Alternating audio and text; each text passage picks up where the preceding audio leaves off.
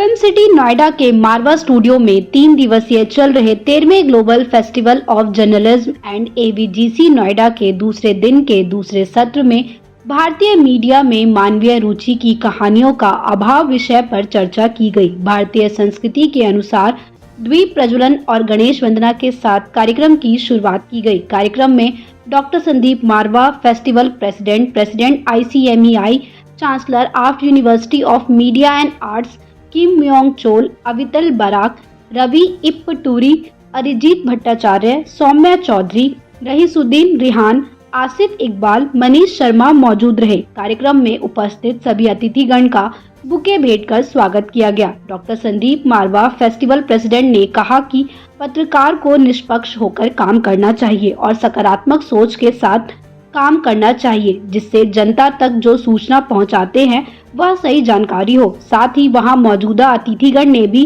अपने अपने विचारों को साझा किया। कार्यक्रम में अतिथिगण द्वारा सरदार वल्लभ भाई पटेल फोरम का पोस्टर रिलीज किया गया। साथ ही रवि इप्पटूरी की लिखी एम्पावरिंग अ बिलियन लिव्स पुस्तक का विमोचन भी किया गया। इसी दौरान कार्यक्रम में आए अतिथियों को उनके देश के क्यूजिन भी चखाए गए। साथ ही अतिथियों ने school of hospitality and tourism students की प्रशंसा की। बता दें कि art school of still photography students द्वारा आर्ट एग्जीबिशन का उद्घाटन संदीप मारवा और अतिथियों द्वारा किया गया और फोटो तत्व का पोस्टर भी रिलीज किया गया। कार्यक्रम के अंत में सभी अतिथिगण को डॉक्टर संदीप मारवा द्वारा फेस्टिवल मोमेंटो देकर सम्मानित किया गया।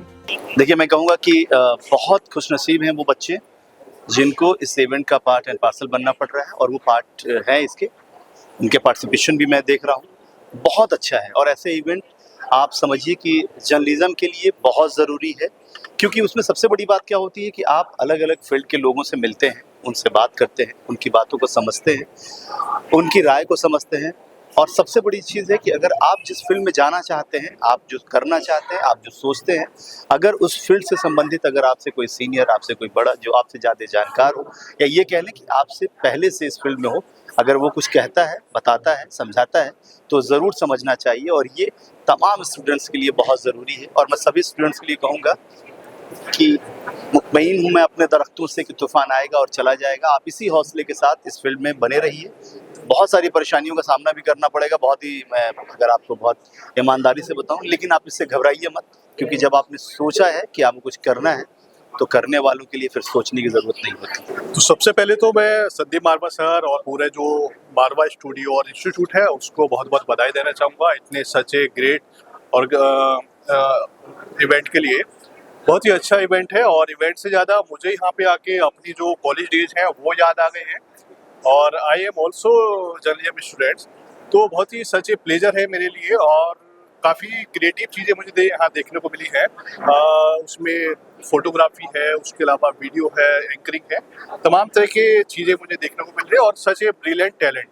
सो अच्छा है आप सभी लोगों के लिए, मेरे जो बेस्ट विशेष आप सभी के लिए कि आप अच्छा करें करियर में, और आने वाले दिन में हम लोग जरूर मार्केट में मिलेंगे। नहीं, बहुत अच्छा इवेंट था ये मिस्टर मारवा जी का। एक्चुअली मैं फर्स्ट टाइम ऐसे किसी इवेंट में एज ए स्पीकर आया था, तो but being into the field of entertainment, तो ये टॉपिक मेरे को अच्छा लगा कि जो उन्होंने बोला था कि ह्यूमन टच जो आजकल मिसिंग है, तो ये मैं इसलिए स्पेशली इस टॉपिक के लिए एज ए स्पीकर आया था कि मतलब ताकि मैं मीडिया को अपना पॉइंट ऑफ व्यू बता सकूं कि आप जो अपने कल्चर से हट के आप कंटेंट को वायरल करते हो, या टीआरपी जहाँ से आपको मिल रही होती है आप उस कंटेंट पे ज़्यादा ध्यान देते हो, उसकी जगह आप ऐसे कंटेंट पे भी ध्यान दे सकते हो जो लोगों की मोटिवेशनल स्टोरीज हों। तो बस मेरा मेनली मैसेज यही था।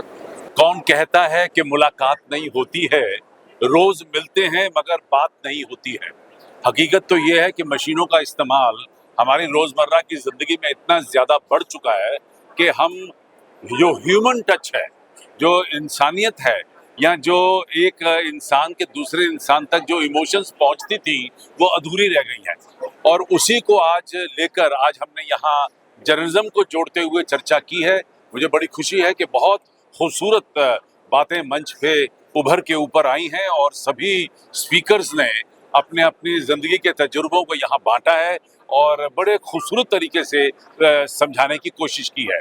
आज 13th global festival of journalism and AVGC Noida 2025 का दूसरा दिन है और यहाँ पे रोज की तरह इस वक्त बहुत ज़बरदस्त तांता लगा हुआ है। हज़ारों लोग इस वक्त यहाँ पर पहुँचे हुए हैं और कल हम लोगों ने 13 इवेंट कंप्लीट किए। मुझे उम्मीद है कि आज भी हम शाम तक तकरीबन 13 इवेंट कंप्लीट कर लेंगे। और सबसे मज़े की बात तो ये है कि इस एडिशन के साथ ये एकमात्र ऐसा फेस्टिवल बन चुका है जो दुनिया में सिर्फ अकेला है और इसकी वजह से इस पूरे फेस्टिवल की जो महानता है जो वो बहुत ज़्यादा आगे बढ़ चुकी है और दुनिया भर से लोग इस फेस्टिवल के साथ अब जुड़ने की कोशिश कर रहे हैं। It's a brilliant event. It is always a pleasure coming to Marva Studio, interacting with students, and definitely watching you guys to grow. Loved it. Sir AI से रिलेटेड क्या कहना चाहेंगे? एआई ने जर्नलिज्म को बहुत चेंज कर दिया है और यंगस्टर्स एआई पे ज़्यादा रह रहे हैं, तो उस पर क्या कहना चाहेंगे? This is a future. It was always a future. Only factor is we didn't understood the power of Gen AI. So maybe India is little bit of 6 months delayed integrating the Gen AI part. It's going to uplift a lot many different kind of news media, not only the journalist, even the way we are watching the news.